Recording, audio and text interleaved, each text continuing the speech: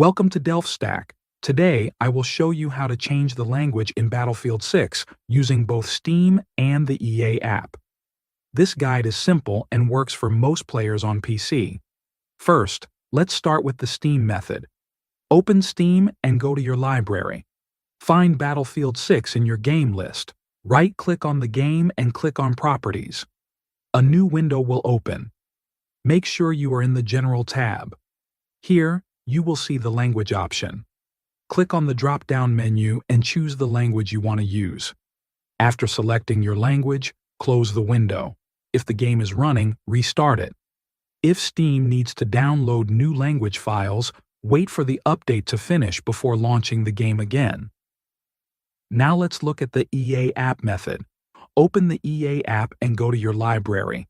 Find Battlefield 6 in your list of games.